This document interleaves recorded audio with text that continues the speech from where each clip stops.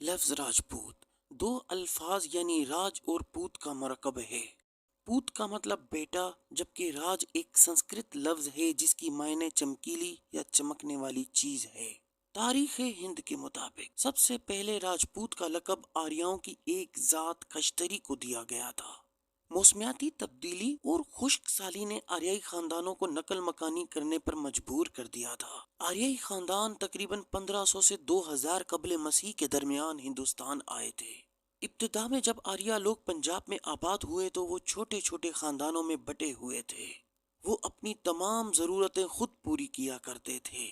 ہر بستی گویا کہ ایک الگ چھوٹی راجدھانی کا درجہ رکھتی تھی، جو کہ بیرون اثر و تسلط سے آزاد اور خود مختار تھی۔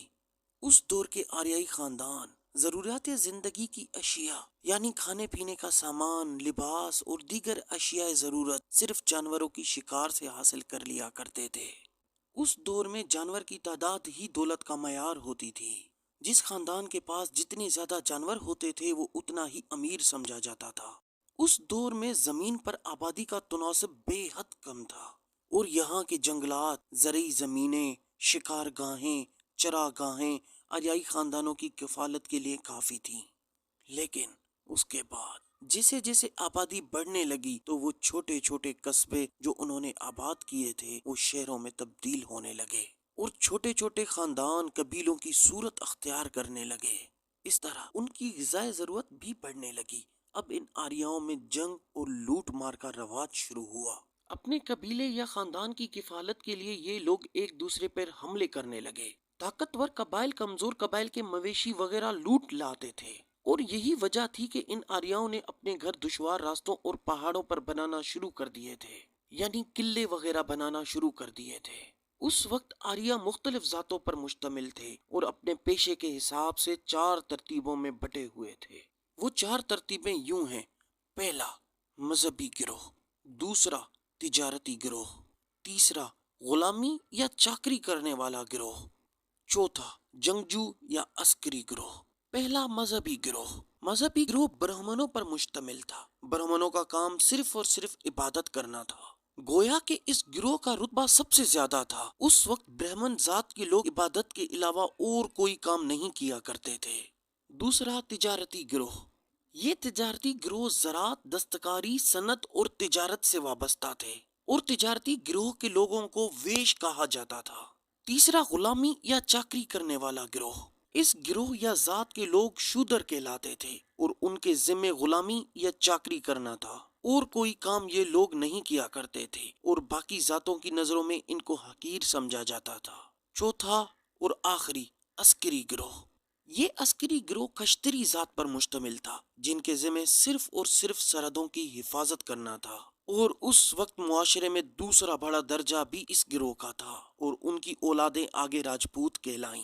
کیونکہ اس گروہ کا پیشہ فوجی تھا، اس لیے اپنے سرحدوں کی حفاظت کرنا، دیگر قوموں پر حملہ کرنا، لوٹ مار کرنا اور حکمرانی کرنا بھی انہی کے فرائض میں شامل تھا۔ مورخین کے مطابق یہ لوگ جب دیگر قوموں پر حملہ کر کے اور بے تحاشا مال غنیمت لوٹ کر لاتے تو وہ لوگ فخر کے اظہار کے لیے خوبصورت و چمکیلے لباس پہنتے تھے اور اپنے ہتھیار زیب تن کرتے تھے۔ چنانچہ اسی بنا پر لوگوں نے انہیں راجا یا راج کا خطاب دیا، جس کا مطلب چمکنے والے انسان، جیسا کہ ہم پہلے ہی راجپوت لفظ کی معنی سمجھ کر آئے ہیں۔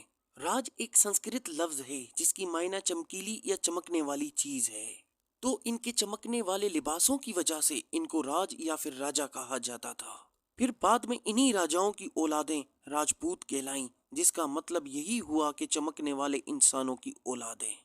اور بعد میں یہ لفظ راجا حکمرانوں کے لیے بھی استعمال ہونے لگا۔ جیسا کہ آریائی قوم ایک چھوٹے چھوٹے خاندانوں میں بٹے ہوئے تھے، لیکن جب ان کے خاندان بہت کثیر تعداد میں بڑھ گئے تو ان آریاؤں نے سارے خاندانوں کو ملا کر ایک بہت بڑی راجدھانی بنائی، اور اس کے بعد اس بڑی راجدھانی کے لیے ایک سپہ سالار بھی چن لیا گیا۔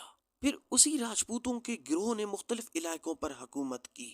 راجپوتوں کی پہلی جانی مانی سلطنت ششودیا تھی، جس پر راجپوتوں نے سن 1326 سے لے کر 1884 تک حکومت کی۔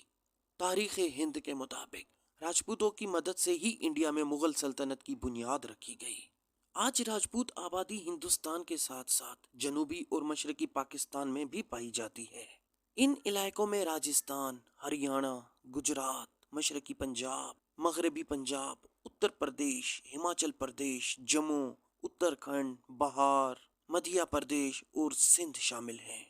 تو دوستو، راجپوتوں کی ہسٹری کیسے لگی آپ کو؟ کمنٹس باکس میں ضرور بتائیے گا۔ شکریہ۔